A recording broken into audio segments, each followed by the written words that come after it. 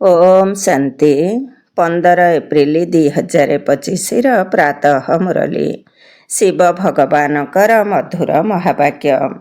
ଶିବ ବାବା କହୁଛନ୍ତି, ମିଠେ ବଚେ ବାବା ତୁମ ଆତ୍ମାମାନଙ୍କ ସହିତ ଆତ୍ମିକ ବାର୍ତ୍ତାଳାପ କରୁଛନ୍ତି।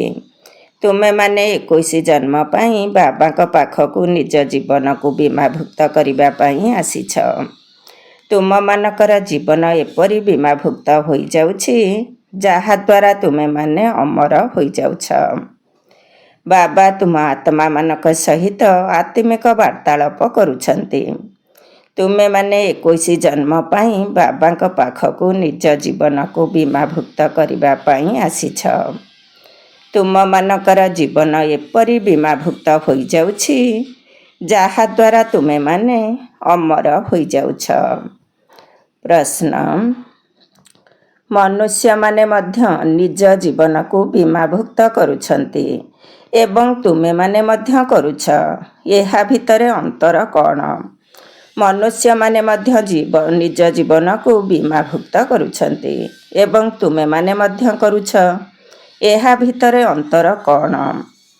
ଉତ୍ତର, ମନୁଷ୍ୟମାନେ ନିଜର ମୃତ୍ୟୁ ପରେ ପରିବାର ବର୍ଗଙ୍କୁ ଧନ ପ୍ରାପ୍ତି କରାଇବା ପାଇଁ ନିଜକୁ ବୀମାଭୁକ୍ତ କରାଇଥାନ୍ତି, କିନ୍ତୁ ତୁମେମାନେ 21 ଜନ୍ମ ଅମର ହେବା ପାଇଁ ଜୀବନ ବୀମା କରୁଛ। ସତ୍ୟଯୁଗରେ କୌଣସି ଇନ୍ସୁରାନ୍ସ କମ୍ପାନୀ ଅର୍ଥାତ୍ ବୀମା ସଂସ୍ଥା ନଥାଏ। ବର୍ତ୍ତମାନ ତୁମେମାନେ ନିଜ ଜୀବନକୁ ଏଭଳି ଇନ୍ସ୍ୟୋର କରିଦେଉଛ ଯାହାକି କେବେ ମରିବ ହିଁ ନାହିଁ। ତେଣୁ ସର୍ବଦା ଏହି ଖୁସି ରହିବା ଦରକାର। ଗୀତ, यह कौन आया आज सबरे सबरे मेरे मन के द्वारे। ओम शांति। आत्मिक बाबा आत्मिक पिलामानक सहित वार्तालाप करुछंती। तुमे पिलामाने जानिछ बाबा हमर 21 जन्म कौन 40-50 जन्म पई जीवन बीमा करुछंती। से माने मरीगले तांको परिवार को पैसा मिलिबो, सेथिपाई जीवन बीमा करुछंती। तुमे जीवन बीमा करुछ 21 जन्म न मरिबा पाई। बाबा तुम मानकु अमर करुछंती ना? तुमे माने अमर थिल। ब्रह्मलोक मध्य अमर लोक अटे। सेठारे मरिबा बंचिबार कोनोसी कथा नाही। ताहा हेला आत्मा मानकर निवास स्थान। वर्तमान यही वार्तालाप बाबा निजर पिलामानक सहित करुछंती, आउ कहा सहित नुहे। ଯେଉଁ ଆତ୍ମା ନିଜକୁ ଜାଣିଛନ୍ତି ସେମାନଙ୍କ ସହିତ ହିଁ ବାବା କଥାବାର୍ତ୍ତା କରୁଛନ୍ତି। ବାକି ଆଉ କେହି ବାବାଙ୍କର ଭାଷାକୁ ବୁଝିପାରିବେ ନାହିଁ। ପ୍ରଦର୍ଶନୀରେ ଏତେ ଆସନ୍ତି, ତୁମ କଥାକୁ କ'ଣ ବୁଝିପାରନ୍ତି? କେହି ମୁସ୍କିଲରେ ଜଣେ ଅଧେ ବୁଝନ୍ତି। ତୁମମାନଙ୍କୁ ମଧ୍ୟ ବୁଝାଇବାରେ କେତେ ବର୍ଷ ହେଲାଣି, ତେବେ ମଧ୍ୟ କେତେ କମ୍ ପିଲା ବୁଝୁଛନ୍ତି। ଯଦିଓ 1 ସେକେଣ୍ଡରେ ବୁଝିବାର କଥା। ଆମେ ଆତ୍ମାମାନେ ଯିଏକି ପବିତ୍ର ଥିଲେ, ସେହି ଆତ୍ମା ପୁଣି ପତିତ ହୋଇଯାଇଛନ୍ତି। ପୁଣି ଆମକୁ ପବିତ୍ର ହେବାକୁ ପଡ଼ିବ। ସେଥିପାଇଁ ମିଠା ବାବାଙ୍କୁ ମନେ ପକାଇବାକୁ ହେବ। ତାଙ୍କଠାରୁ ମିଠା ଆଉ କୌଣସି ବସ୍ତୁ ନାହିଁ। ଏହି କଥା ମନେ ପକାଇବାରେ ହିଁ ମାୟା ବିଘ୍ନ ପକାଇଥାଏ। ଏହା ବି ଜାଣୁଛ ବାବା ଆମକୁ ଅମର କରିବା ପାଇଁ ଆସିଛନ୍ତି। ପୁରୁଷାର୍ଥ କରି ଅମର ହୋଇ ଆମକୁ ଅମରପୁରୀର ମାଲିକ ହେବାକୁ ପଡ଼ିବ। ଅମର ତ ସମସ୍ତେ ହେବେ। ସତ୍ୟ ଯୁଗକୁ ତ ଅମର ଲୋକ ହିଁ କୁହାଯାଇଥାଏ। ଏହା ହେଉଛି ମୃତ୍ୟୁ ଲୋକ। ଏହା ଅମର କଥା ଅଟେ। ଏପରି ନୁହେଁ କି କେବଳ ଶଙ୍କର ହିଁ ପାର୍ବତୀଙ୍କୁ ଅମର କଥା ଶୁଣାଇଥିଲେ। ସେସବୁ ତ ଭକ୍ତି ମାର୍ଗର କଥା। ତୁମେ ପିଲାମାନେ କେବଳ ମୋ ଠାରୁ ହିଁ ଶୁଣ। କେବଳ ମୋତେ ହିଁ ମନେ ପକାଅ। ଜ୍ଞାନ ମୁଁ ହିଁ ଦେଇପାରିବି। ଡ୍ରାମା ପ୍ଲାନ୍ ଅନୁସାରେ ସାରା ସଂସାର ତମ ପ୍ରଧାନ ହୋଇଯାଇଛି। ଅମରପୁରୀରେ ରାଜ୍ୟ କରିବାକୁ ହିଁ ଅମରପଦ କୁହାଯାଏ। ସେଠାରେ ଇନ୍ସୁରାନ୍ସ କମ୍ପାନୀ ଆଦି ରହିବ ନାହିଁ। ବର୍ତ୍ତମାନ ତୁମେମାନେ ନିଜର ଜୀବନକୁ ବୀମାଭୁକ୍ତ କରୁଛ। ତୁମେମାନେ କେବେ ବି ମରିବ ନାହିଁ। ବୁଦ୍ଧିରେ ଏହି ଖୁସି ରହିବା ଦରକାର। ଆମେ ଅମରପୁରୀର ମାଲିକ ହେବାକୁ ଯାଉଛୁ। ତେଣୁ ଅମରପୁରୀକୁ ମନେ ପକାଇବାକୁ ହେବ। ଭାୟା ବ୍ରହ୍ମଲୋକ ଅର୍ଥାତ୍ ପରମଧାମ ଦେଇ ଯିବାକୁ ହେବ। ଏକଥା ମଧ୍ୟ ମନେ ମନେ ସ୍ମରଣ କରିବାକୁ ମନ୍ମନା ଭବ କୁହାଯିବ। ବ୍ରହ୍ମଲୋକ ହେଲା ମନ୍ମନା ଭବ, ଅମରପୁରୀ ଅର୍ଥାତ୍ ସ୍ୱର୍ଗ ହେଲା ମଧ୍ୟାଜିଭବ। ପ୍ରତ୍ୟେକ କଥାରେ ଦୁଇଟି ଶବ୍ଦ ହିଁ ଆସୁଛି। ବାବା ତୁମକୁ କେତେ ପ୍ରକାରର ଅର୍ଥ ବୁଝାଉଛନ୍ତି, ତେବେ ଯାଇ ବୁଦ୍ଧିରେ ଧାରଣା ହେଉଛି ନିଜକୁ ଆତ୍ମା ନିଶ୍ଚୟ କରିବାକୁ ହେବ। ଏହି କଥାରେ ସବୁଠାରୁ ବେଶୀ ପରିଶ୍ରମ କରିବାକୁ ପଡ଼ିବ। ମୁଁ ଆତ୍ମା ହିଁ ଏହି ଜନ୍ମ ନେଉଛି। 84 ଜନ୍ମରେ ଭିନ୍ନ ଭିନ୍ନ ନାମ, ରୂପ, ଦେଶ, କାଳ ପରିକ୍ରମା କରି ଆସିଛି। ସତ୍ୟ ଯୁଗରେ ଏତିକି ଜନ୍ମ, ତ୍ରେତୟାରେ ଏତିକି ଜନ୍ମ, ଏକଥା ମଧ୍ୟ ବହୁତ ସନ୍ତାନ ଭୁଲି ଯାଇଥାନ୍ତି। ମୁଖ୍ୟ କଥା ହେଲା ନିଜକୁ ଆତ୍ମା ନିଶ୍ଚୟ କରି ମିଠା ବାବାଙ୍କୁ ମନେ ପକାଇବା। ଉଠିଲା ବସିଲା ବେଳେ ଏହି କଥା ବୁଦ୍ଧିରେ ରହିଲେ ଖୁସି ରହିବ। ଏବେ ବାବା ଆସିଛନ୍ତି, ଯାହାଙ୍କୁ ଆମେ ଅଧାକଳ୍ପ ହେବ ମନେ ପକାଇ ଆସୁଥିଲେ ଏବଂ କହୁଥିଲେ ଯେ ଏଠାକୁ ଆସି ଆମକୁ ପବିତ୍ର କର। ତେବେ ପବିତ୍ର ଆତ୍ମାମାନେ ବ୍ରହ୍ମଲୋକରେ ରହିଥାନ୍ତି ଏବଂ ଅମରପୁରୀ ସତ୍ୟ ଯୁଗରେ ରହିଥାନ୍ତି। ଭକ୍ତି ମାର୍ଗରେ ମଧ୍ୟ ମନୁଷ୍ୟମାନେ ମୁକ୍ତିକୁ କିମ୍ବା କୃଷ୍ଣପୁରୀକୁ ଯିବା ପାଇଁ ପୁରୁଷାର୍ଥ କରିଥାନ୍ତି। ମୁକ୍ତି କୁହନ୍ତୁ କିମ୍ବା ନିର୍ବାଣ ଧାମ କୁହନ୍ତୁ, ବାନପ୍ରସ୍ଥ ଶବ୍ଦ ମଧ୍ୟ ଏକଦମ ଠିକ୍। ବାନପ୍ରସ୍ଥୀମାନେ ତ ସହରରେ ହିଁ ରହିଥାନ୍ତି। ସନ୍ନ୍ୟାସୀମାନେ ତ ଘରଦ୍ୱାର ଛାଡ଼ି ଜଙ୍ଗଲକୁ ଚାଲିଯାଆନ୍ତି। ଆଜିକାଲିର ବାନପ୍ରସ୍ଥୀଙ୍କ ଭିତରେ କୌଣସି ତାକତ ନାହିଁ। ସନ୍ନ୍ୟାସୀମାନେ ତ ବ୍ରହ୍ମକୁ ଭଗବାନ ବୋଲି କହିଥାନ୍ତି, ବ୍ରହ୍ମଲୋକ ବୋଲି କୁହ ନାହିଁ। ବର୍ତ୍ତମାନ ତୁମେ ପିଲାମାନେ ଜାଣୁଛ ଯେ ପୁନର୍ଜନ୍ମରେ ତ ସମସ୍ତଙ୍କୁ ଆସିବାକୁ ହିଁ ପଡ଼ିବ। ସମସ୍ତେ ନିଜ ନିଜର ଅଭିନୟ କରିଥାନ୍ତି। ଜନ୍ମ ମୃତ୍ୟୁ ଚକ୍ରରୁ କେହି ବି ମୁକୁଳି ପାରିବେ ନାହିଁ। ଏହି ସମୟରେ କୋଟି କୋଟି ମନୁଷ୍ୟ ଅଛନ୍ତି, ଆହୁରି ମଧ୍ୟ ଆସିବେ, ପୁନର୍ଜନ୍ମ ନେଉଥିବେ। ପୁଣି ପ୍ରଥମ ମହଲା ଖାଲି ହୋଇଯିବ। ବ୍ରହ୍ମଲୋକ ପ୍ରଥମ ମହଲା, ସୂକ୍ଷ୍ମଲୋକ ଦ୍ୱିତୀୟ ମହଲା, ଏହା ହେଉଛି ତୃତୀୟ ମହଲା ଅର୍ଥାତ୍ ଗ୍ରାଉଣ୍ଡ ଫ୍ଲୋର ମଧ୍ୟ କହିପାରିବା। ଆଉ କୌଣସି ମହଲା ନାହିଁ। ସେମାନେ ଭାବୁଛନ୍ତି ତାରାମଣ୍ଡଳରେ ମଧ୍ୟ ଦୁନିଆ ଅଛି, କିନ୍ତୁ ଏପରି କିଛି ନାହିଁ। ପ୍ରଥମ ମହଲାରେ ଆତ୍ମାମାନେ ରହିଥାନ୍ତି। ବାକି ମନୁଷ୍ୟମାନଙ୍କ ପାଇଁ ତ ଏହି ଦୁନିଆ ରହିଛି। ତୁମେମାନେ ହେଲ ବେହଦର ବୈରାଗୀ ସନ୍ତାନ। ତୁମେ ଏହି ପୁରୁଣା ଦୁନିଆରେ ରହୁଥିଲେ ମଧ୍ୟ, ଏହି ଆଖିରେ ସବୁ କିଛି ଦେଖୁଥିଲେ ମଧ୍ୟ କିଛି ବି ଦେଖ ନାହିଁ। ଏହା ହିଁ ହେଉଛି ମୁଖ୍ୟ ପୁରୁଷାର୍ଥ। କାହିଁକି ନା ଯାହା କିଛି ଦେଖୁଛ ସବୁ ସମାପ୍ତ ହୋଇଯିବ। ବାକି ଏପରି ନୁହେଁ ଯେ ସଂସାର ତିଆରି ହିଁ ହୋଇନାହିଁ। ତିଆରି ହୋଇଛି, କିନ୍ତୁ ତାହାଠାରୁ ବୈରାଗ୍ୟ ହେଉଛି, ଅର୍ଥାତ୍ ସାରା ପୁରୁଣା ଦୁନିଆରୁ ବୈରାଗ୍ୟ। ଭକ୍ତି, ଜ୍ଞାନ ଏବଂ ବୈରାଗ୍ୟ। ଭକ୍ତି ପରେ ଜ୍ଞାନ, ପୁଣି ଭକ୍ତିରୁ ବୈରାଗ୍ୟ ଆସିଥାଏ। ବୁଦ୍ଧିରେ ବୁଝିବାକୁ ହୁଏ ଯେ ଏହା ହେଲା ପୁରୁଣା ଦୁନିଆ, ଏହା ଆମର ଅନ୍ତିମ ଜନ୍ମ। ବର୍ତ୍ତମାନ ସମସ୍ତଙ୍କୁ ଘରକୁ ଯିବାକୁ ହେବ। ଛୋଟ ପିଲାମାନଙ୍କୁ ମଧ୍ୟ ଶିବ ବାବାଙ୍କର ସ୍ମୃତି ଦେବାକୁ ହେବ। ଓଲଟା ସୋଲଟା ଖାଦ୍ୟପାନୀୟ ଆଦିର କୌଣସି ଖରାପ ଅଭ୍ୟାସ ପକାଅ ନାହିଁ। ଛୋଟବେଳେ ଯେଉଁ ଅଭ୍ୟାସ ପକାଇବେ ସେହି ଅଭ୍ୟାସ ରହିଯିବ। ଆଜିକାଲି ସଙ୍ଗର ଦୋଷ ମଧ୍ୟ ବହୁତ ଖରାପ। କୁହାଯାଏ ସୁସଙ୍ଗ ଉଦ୍ଧାର କରେ ଏବଂ କୁସଙ୍ଗ ଡୁବାଇ ଦେଇଥାଏ। ଏହା ହେଉଛି ବିଷୟ ସାଗର, ବେଶ୍ୟାଳୟ। ସତ୍ୟ ତ ଏକମାତ୍ର ପରମପିତା ପରମାତ୍ମା ହିଁ ଅଟନ୍ତି। ଭଗବାନ କେବଳ ଜଣେ, ସେ ଆସି ସତ୍ୟ କଥା ବୁଝାଉଛନ୍ତି। ବାବା କହୁଛନ୍ତି, ହେ ଆତ୍ମିକ ସନ୍ତାନମାନେ, ମୁଁ ତୁମର ପିତା, ତୁମ ସହିତ ବାର୍ତ୍ତାଳାପ କରୁଛି। ମୋତେ ତୁମେମାନେ ଡାକିଥାଅ ନା। ସେ ହିଁ ଜ୍ଞାନର ସାଗର, ପତିତ ପାବନ, ନୂଆ ସୃଷ୍ଟିର ରଚୟିତା ଅଟନ୍ତି ଏବଂ ପୁରୁଣା ସୃଷ୍ଟିର ବିନାଶ କରାନ୍ତି। ଏହି ତ୍ରିମୂର୍ତ୍ତି ତ ପ୍ରସିଦ୍ଧ ଅଟେ। ଉଚ୍ଚରୁ ଉଚ୍ଚ ହେଲେ ଶିବ। ଆଚ୍ଛା, ପୁଣି ସୂକ୍ଷ୍ମ ଲୋକରେ ବ୍ରହ୍ମା, ବିଷ୍ଣୁ, ଶଙ୍କର, ସେମାନଙ୍କର ସାକ୍ଷାତକାର ମଧ୍ୟ ହୋଇଥାଏ। କାହିଁକି ନା ସେମାନେ ପବିତ୍ର ଅଟନ୍ତି। ସେମାନଙ୍କୁ ଚୈତନ୍ୟରେ ଏହି ଆଖିରେ ଦେଖିପାରିବ ନାହିଁ। ବହୁତ ନବଧା ଭକ୍ତି ହେଲେ ଯାଇ ଦେଖିପାରିବ। ଭାବନ୍ତୁ, ଯଦି କିଏ ହନୁମାନଙ୍କ ଭକ୍ତ ହୋଇଥିବେ, ତେବେ ତାଙ୍କୁ ହନୁମାନଙ୍କର ସାକ୍ଷାତକାର ହେବ। ଶିବଙ୍କର ଭକ୍ତଙ୍କୁ ତ ଭୁଲ କଥା କହି ଦିଆଗଲା ଯେ ପରମାତ୍ମା ଅଖଣ୍ଡ ଜ୍ୟୋତି ସ୍ୱରୂପ ଅଟନ୍ତି। ବାବା କହୁଛନ୍ତି, ମୁଁ ତ ବହୁତ ସୂକ୍ଷ୍ମ ଜ୍ୟୋତିବିନ୍ଦୁ ଅଟେ। ସେମାନେ କହିଥାନ୍ତି ଅଖଣ୍ଡ ଜ୍ୟୋତି ସ୍ୱରୂପ। ଅର୍ଜୁନକୁ ସାକ୍ଷାତକାର ହୋଇଥିଲା। ସେ କହିଲେ, ବାସ୍ ମୁଁ ସହନ କରିପାରୁନାହିଁ। ତାକୁ ସାକ୍ଷାତକାର ହେଲା। ତେଣୁ ଏ କଥା ଗୀତାରେ ବର୍ଣ୍ଣିତ ଅଛି। ମନୁଷ୍ୟମାନେ ଭାବିଲେ ଅଖଣ୍ଡ ଜ୍ୟୋତି ସ୍ୱରୂପର ସାକ୍ଷାତକାର ହେଲା। ବର୍ତ୍ତମାନ ବାବା କହୁଛନ୍ତି, ଏହି ସବୁ ଭକ୍ତି ମାର୍ଗର କଥା କେବଳ ମନକୁ ଖୁସି କରିବା ପାଇଁ ଉଦ୍ଦିଷ୍ଟ। ମୁଁ ତ କହୁନାହିଁ ଯେ ମୁଁ ଅଖଣ୍ଡ ଜ୍ୟୋତି ସ୍ୱରୂପ ଅଟେ। ଯେପରି ତୁମର ଆତ୍ମା ବିନ୍ଦୁ ସଦୃଶ, ସେହିପରି ମୁଁ ମଧ୍ୟ ବିନ୍ଦୁ ଅଟେ।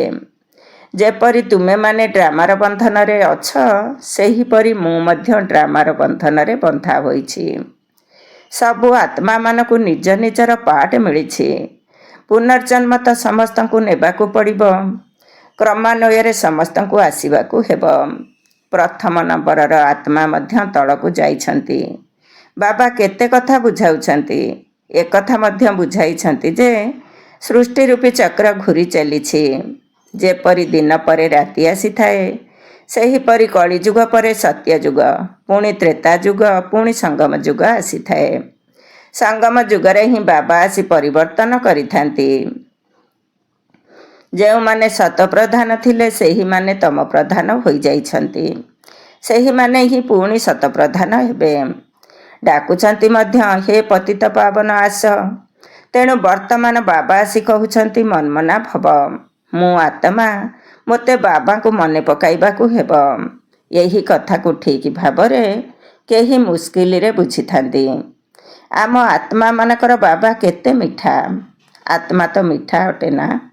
ଶରୀର ତ ବିନାଶ ହୋଇଯାଏ, ପୁଣି ତାର ଆତ୍ମାକୁ ଡାକିଥାନ୍ତି। ସ୍ନେହ ତ ଆତ୍ମା ସାଥିରେ ରହିଥାଏ ନା। ସଂସ୍କାର ଆତ୍ମାରେ ରହିଥାଏ। ଆତ୍ମା ହିଁ ପାଠ ପଢ଼ିଥାଏ କିମ୍ବା ଶୁଣିଥାଏ। ଦେହ ତ ସମାପ୍ତ ହୋଇଯାଏ। ମୁଁ ଆତ୍ମା ଅମର ଅଟେ। ପୁଣି ତୁମେ ମୋ ପାଇଁ କାନ୍ଦୁଛ କାହିଁକି? ଏହା ମଧ୍ୟ ଦେହ ଅଭିମାନ ଅଟେ ନା। ତୁମର ଦେହ ସହିତ ସ୍ନେହ ଅଛି, କିନ୍ତୁ ବାସ୍ତବରେ ଆତ୍ମା ସହିତ ସ୍ନେହ ରହିବା ଦରକାର। ଅବିନାଶୀ ବସ୍ତୁ ପ୍ରତି ସ୍ନେହ ରହିବା ଦରକାର। ବିନାଶୀ ବସ୍ତୁରେ ସ୍ନେହ ରହିବା ଦ୍ୱାରା ହିଁ ଲଢ଼େଇ ଝଗଡ଼ା କରୁଛନ୍ତି। ସତ୍ୟ ଯୁଗରେ ସମସ୍ତେ ଦେହୀ ଅଭିମାନୀ ରହିଥାନ୍ତି। ସେଥିପାଇଁ ଖୁସି ଖୁସିରେ ଗୋଟିଏ ଶରୀର ଛାଡ଼ି ଅନ୍ୟ ଏକ ଶରୀର ନେଇଥାନ୍ତି। ସେଠାରେ କାନ୍ଦ ବୋବାଳି କିଛି ବି ହୋଇନଥାଏ। ତୁମମାନଙ୍କୁ ନିଜର ଆତ୍ମ ଅଭିମାନୀ ଅବସ୍ଥା ସ୍ଥାୟୀ ରଖିବା ପାଇଁ ବହୁତ ବହୁତ ଅଭ୍ୟାସ କରିବାକୁ ହେବ। ମୁଁ ଆତ୍ମା ନିଜର ଭାଇ ଆତ୍ମାକୁ ବାବାଙ୍କର ସନ୍ଦେଶ ଶୁଣାଉଛି। ମୋର ଭାଇ ଏହି କର୍ମେନ୍ଦ୍ରିୟ ଦ୍ୱାରା ଶୁଣୁଛି। ଏହିଭଳି ଭାବରେ ନିଜର ଅବସ୍ଥାକୁ ପକ୍କା କର। ବାବାଙ୍କୁ ମନେ ପକାଇ ଚାଲ, ତେବେ ବିକର୍ମ ବିନାଶ ହୋଇଯିବ। ନିଜକୁ ଆତ୍ମା ମନେ କର ଏବଂ ଅନ୍ୟମାନଙ୍କୁ ମଧ୍ୟ ଆତ୍ମିକ ଦୃଷ୍ଟିରେ ଦେଖ।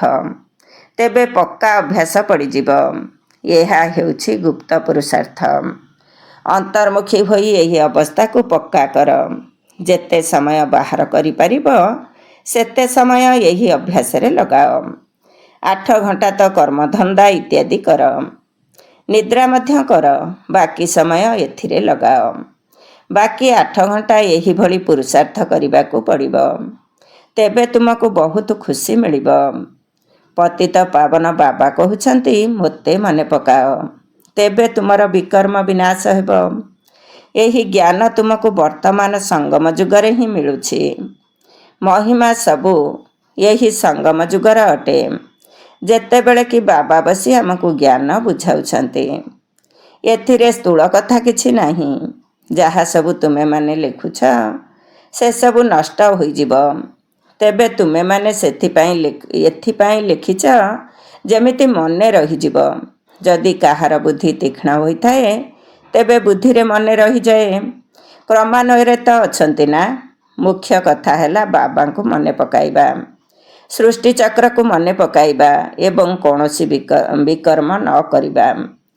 ଗୃହସ୍ଥ ବ୍ୟବହାରରେ ମଧ୍ୟ ରହିବାକୁ ପଡ଼ିବ, କିନ୍ତୁ ପବିତ୍ର ନିଶ୍ଚିତ ହେବାକୁ ପଡ଼ିବ।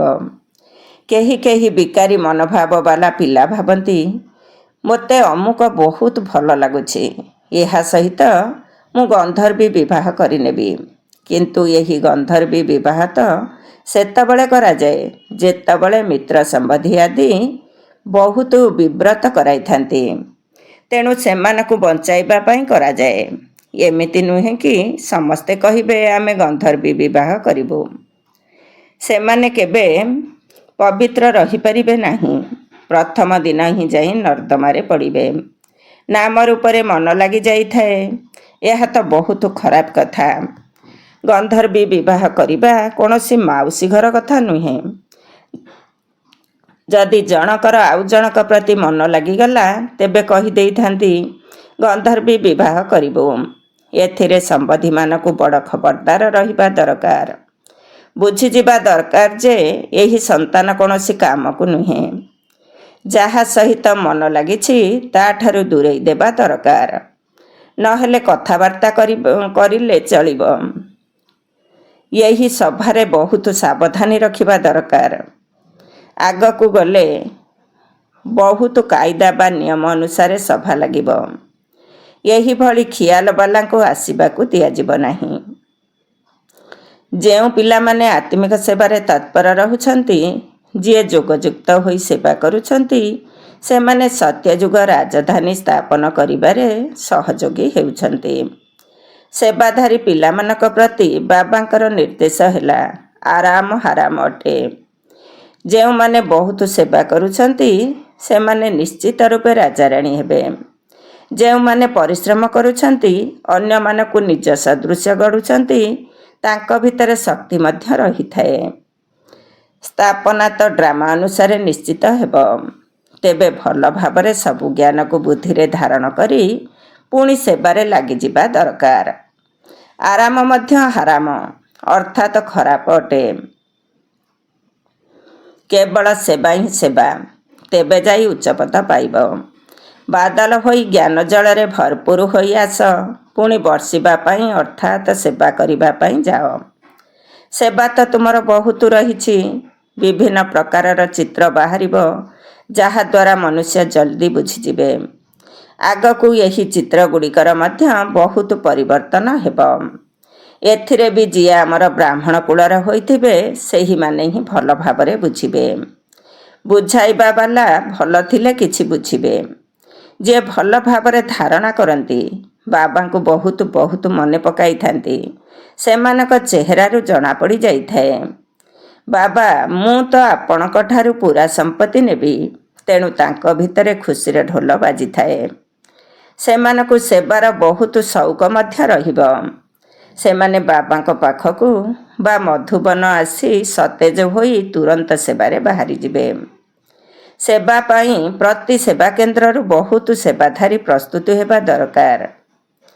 ତୁମର ସେବା ତ ବହୁତ ପ୍ରସାରିତ ହୋଇଯିବ। ତୁମ ସାଥିରେ ସମସ୍ତେ ମିଶିବେ। ଶେଷରେ ଏପରି ଦିନ ଆସିବ ଯେତେବେଳେ ସନ୍ନ୍ୟାସୀମାନେ ମଧ୍ୟ ଆସିବେ। ବର୍ତ୍ତମାନ ତ ସେମାନଙ୍କର ରାଜ୍ୟ ଚାଲିଛି। ସେମାନଙ୍କ ପାଦ ତଳେ ପଡ଼ୁଛନ୍ତି, ପୂଜା କରୁଛନ୍ତି। ବାବା କହୁଛନ୍ତି ଏହା ଭୂତ ପୂଜା ଅଟେ। ମୋର ତ ପାଦ ନାହିଁ, ତେଣୁ ବାବା ପୂଜା କରିବାକୁ ଦିଅନ୍ତି ନାହିଁ। ମୁଁ ତ ଏହି ଶରୀର ଲୋନରେ ନେଇଛି, ତେଣୁ ଏହାକୁ ଭାଗ୍ୟଶାଳୀ ରଥ କୁହାଯାଉଛି। ଏବେ ତୁମେ ପିଲାମାନେ ବହୁତ ସୌଭାଗ୍ୟଶାଳୀ ଅଟ, କାହିଁକି ନା ତୁମେମାନେ ଏଠି ଈଶ୍ୱରୀୟ ସନ୍ତାନ ହୋଇଛ।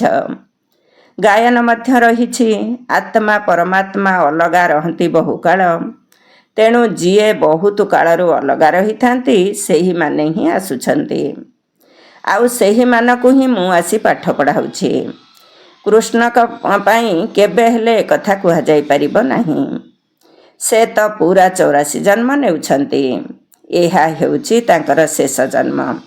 ସେଥିପାଇଁ ନାମ ମଧ୍ୟ ତାଙ୍କର ଶ୍ୟାମ ସୁନ୍ଦର ରଖାଯାଇଛି। ଶିବଙ୍କ ବିଷୟରେ ତ କାହାକୁ ଜଣା ନାହିଁ ଯେ ସେ କିଏ ଏବଂ କ'ଣ ଅଟନ୍ତି। ଏହିସବୁ କଥା ବାବା ହିଁ ଆସି ବୁଝାଇଛନ୍ତି। ମୁଁ ହିଁ ପରମ ଆତ୍ମା, ପରମ ଧାମର ନିବାସୀ ଅଟେ। ତୁମେମାନେ ମଧ୍ୟ ସେଠାକାର ନିବାସୀ ଅଟ। ମୁଁ ପରମ ପିତା ପତିତ ପାବନ ଅଟେ। ତୁମେମାନେ ବର୍ତ୍ତମାନ ଈଶ୍ୱରୀୟ ବୁଦ୍ଧି ସମ୍ପନ୍ନ ହୋଇଛ। ଈଶ୍ୱରଙ୍କ ବୁଦ୍ଧିରେ ଯେଉଁ ଜ୍ଞାନ ଅଛି ତାହା ସେ ତୁମକୁ ଶୁଣାଉଛନ୍ତି। ସତ୍ୟ ଯୁଗରେ ଭକ୍ତିର କଥା ନଥାଏ, ଏହି ଜ୍ଞାନ ତୁମକୁ ବର୍ତ୍ତମାନ ମିଳୁଛି। ଆଚ୍ଛା, ମିଠା ମିଠା ଶିଖିଲଧେ ସନ୍ତାନମାନଙ୍କ ପ୍ରତି ମାତା ପିତା ବାପଦାଦାଙ୍କର ମଧୁର ସ୍ନେହ ସମ୍ପନ୍ନ ଶୁଭେଚ୍ଛା ଏବଂ ସୁପ୍ରଭାତ। ଆତ୍ମିକ ପିତାଙ୍କର ଆତ୍ମିକ ସନ୍ତାନମାନଙ୍କୁ ନମସ୍ତେ। ଆମ ଆତ୍ମିକ ସନ୍ତାନମାନଙ୍କର ଆତ୍ମିକ ମାତା ପିତା ବାପଦାଦାଙ୍କୁ ନମସ୍ତେ ନମସ୍ତେ ଏବଂ ସୁପ୍ରଭାତ। ଧାରଣା ପାଇଁ ମୁଖ୍ୟ ସାର 1 ନମ୍ବର। ଅନ୍ତର୍ମୁଖୀ ହୋଇ ନିଜର ଅବସ୍ଥାକୁ ମଜବୁତ କରି ଏହି ଅଭ୍ୟାସ କରିବାକୁ ହେବ ଯେ ମୁଁ ଏକ ଆତ୍ମା। ନିଜର ଆତ୍ମା ଭାଇକୁ ବାବାଙ୍କର ସନ୍ଦେଶ ଦେଉଛି। ଏହିପରି ଆତ୍ମ ଅଭିମାନୀ ହେବାର ଗୁପ୍ତ ପୁରୁଷାର୍ଥ କରିବାକୁ ହେବ। 2 ନମ୍ବର। ଆତ୍ମିକ ସେବାର ସଉକ ରଖିବାକୁ ହେବ। ଅନ୍ୟମାନଙ୍କୁ ନିଜ ସମାନ କରିବାର ପୁରୁଷାର୍ଥ କରିବାକୁ ହେବ। ସଙ୍ଗ ଦୋଷରେ ଆସିବା ବହୁତ ଖରାପ, ସେଥିରୁ ନିଜକୁ ଦୂରେଇ ରଖିବାକୁ ହେବ। ଅଶୁଦ୍ଧ ଖାଦ୍ୟପେୟର ଅଭ୍ୟାସକୁ ସମାପ୍ତ କରିବାକୁ ହେବ। ବରଦାନ। ବିଶ୍ୱ କଲ୍ୟାଣର କାର୍ଯ୍ୟରେ ସର୍ବଦା ବ୍ୟସ୍ତ ରହୁଥିବା ବିଶ୍ୱର ଆଧାରମୂରତ ହୁଅ। ବିଶ୍ୱ କଲ୍ୟାଣର କାର୍ଯ୍ୟରେ ସର୍ବଦା ବ୍ୟସ୍ତ ରହୁଥିବା ବିଶ୍ୱର ଆଧାରମୂରତ ହୁଅ। ଡିଟେଲ୍ସ। ବିଶ୍ୱ କଲ୍ୟାଣକାରୀ ପିଲାମାନେ ସ୍ୱପ୍ନରେ ମଧ୍ୟ ଖାଲି ରହିପାରିବେ ନାହିଁ। ଯେଉଁମାନେ ଦିନରାତି ସେବାରେ ବ୍ୟସ୍ତ ରହିଥାନ୍ତି, ସେମାନଙ୍କୁ ସ୍ୱପ୍ନରେ ମଧ୍ୟ ଅନେକ ନୂଆ ନୂଆ କଥା ସେବାରେ ଯୋଜନା ବା ବିଧି ଦେଖାଯାଇଥାଏ। ସେମାନେ ସର୍ବଦା ସେବାରେ ବ୍ୟସ୍ତ ରହୁଥିବା କାରଣରୁ ନିଜର ପୁରୁଷାର୍ଥର ବ୍ୟର୍ଥଠାରୁ ଏବଂ ଅନ୍ୟମାନଙ୍କର ବ୍ୟର୍ଥଠାରୁ ମଧ୍ୟ ରକ୍ଷା ପାଇଯାଆନ୍ତି। ସେମାନଙ୍କ ସମ୍ମୁଖରେ ବେହଦ ବିଶ୍ୱର ସର୍ବ ଆତ୍ମାମାନେ ସର୍ବଦା ପ୍ରକଟ ଥାନ୍ତି। ସେମାନଙ୍କୁ ଟିକିଏ ବି ଅବହେଳାପଣିଆ ଆସିପାରିବ ନାହିଁ। ଏହିପରି ସେବାଧାରୀ ପିଲାମାନଙ୍କୁ ଆଧାର ମୂରତ ହେବାର ବରଦାନ ପ୍ରାପ୍ତ ହୋଇଥାଏ। ସ୍ଲୋଗାନ। ସଙ୍ଗମ ଯୁଗର ଗୋଟିଏ ଗୋଟିଏ ସେକେଣ୍ଡ ଅନେକ ବର୍ଷ ସହିତ ସମାନ, ସେଥିପାଇଁ ଅବହେଳାପଣିଆର ସମୟ ନଷ୍ଟ କର ନାହିଁ। ସଙ୍ଗମ ଯୁଗର ଗୋଟିଏ ଗୋଟିଏ ସେକେଣ୍ଡ ଅନେକ ବର୍ଷ ସହିତ ସମାନ, ସେଥିପାଇଁ ଅବହେଳାପଣିଆରେ ସମୟ ନଷ୍ଟ କର ନାହିଁ। ଓମ୍ ଶାନ୍ତି।